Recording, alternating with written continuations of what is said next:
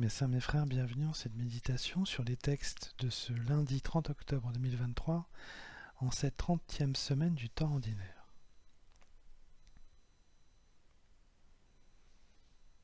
Être fils et fille de Dieu, c'est aimer son prochain.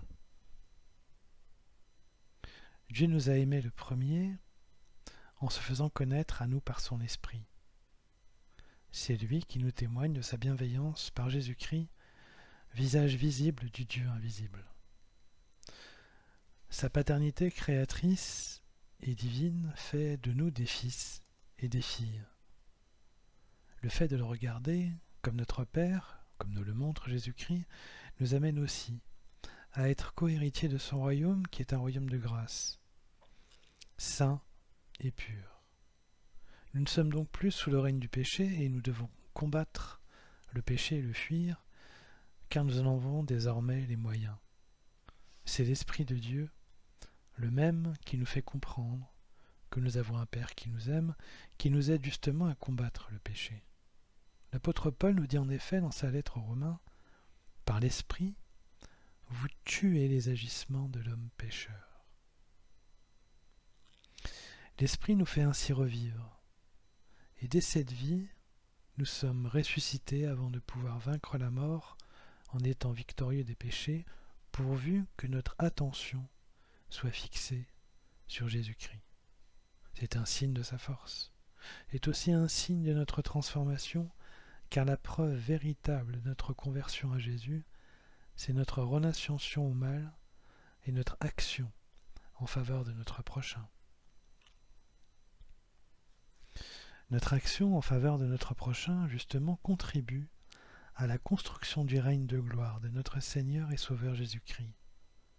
Nous sommes tous héritiers de ce royaume, car Jésus nous a tous sauvés. C'est un royaume de paix et de guérison, où ni la maladie ni la mort n'ont plus aucune existence. C'est un règne qui commence maintenant, dans les bienfaits que nous pouvons apporter à nos frères et sœurs, à nos amis et à nos ennemis. C'est le sens de l'évangile du jour, où Jésus guérit une femme paralysée un jour de sabbat. Le faire ce jour-là, un jour de sabbat, permet à Jésus de montrer que ce jour où Dieu s'est reposé est un jour qui dure et qui nous fait entrer dans sa paix et sa tranquillité près de nous.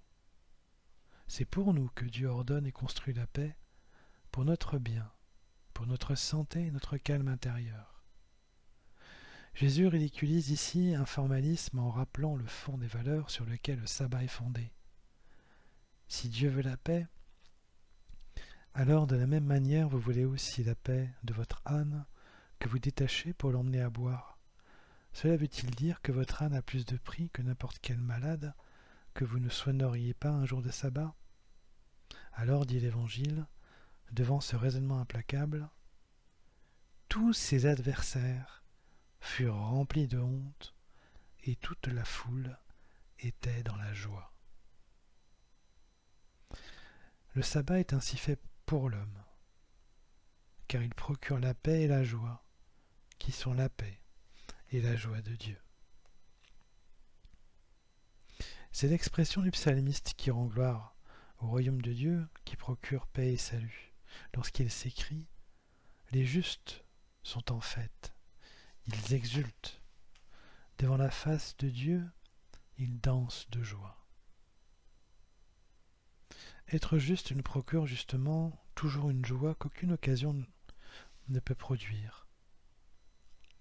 Servir les autres donne un sentiment d'utilité et de sortie de soi-même. Nous ne sommes alors plus centrés sur nous-mêmes mais sur les autres, et ce souci du prochain nous permet de toucher à notre condition humaine dans ce qu'elle a de plus précieux et de plus fragile. Cela renforce notre prochain et nous renforce à notre tour. Nous nous éveillons à la fraternité partagée, qui est bien plus solide que notre précaire individualité, car elle est le fondement et le mode de survie de l'humanité. Elle est tout simplement le miroir de Dieu qui nous porte.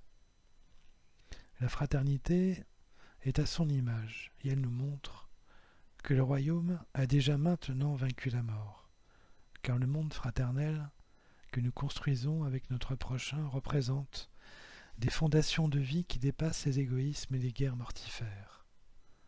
La vie vaincra la mort, car la vie se construit et se solidifie dès maintenant par l'amour que nous donnons aux autres.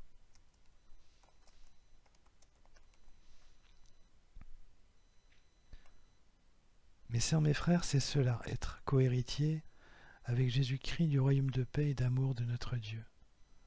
C'est faire fructifier dès cette vie cet héritage qui nous rend fils et filles du Père aimant par le service aux autres.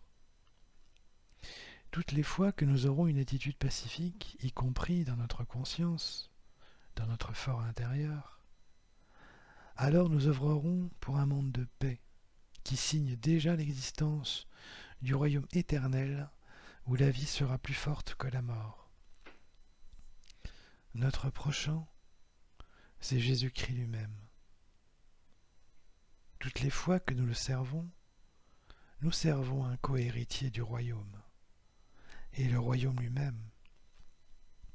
Les ponts de paix éternelle et fraternelle viendront ainsi dépasser les murs de la haine et de la mort. Alors, nous serons déjà tous vivants et en joie, par l'Esprit de notre Dieu, vivant et joyeux.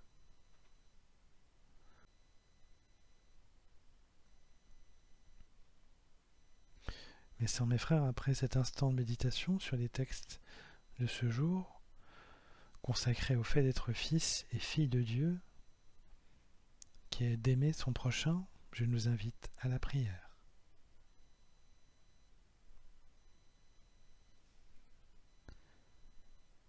Ô notre Dieu, nous te rendons grâce pour ton esprit d'amour qui nous saisit chaque jour par Jésus-Christ, ton divin Fils. Aide-nous à combattre le péché et à construire la paix autour de nous, pour que ton royaume grandisse. Que nous servions notre prochain avec le même regard que Jésus-Christ, ses yeux remplis de lumière divine, qui rend chacun sans défaut, qui dévoile chacun comme fils et fille de Dieu, qui montre en eux la marque et l'amour du Père. Amen.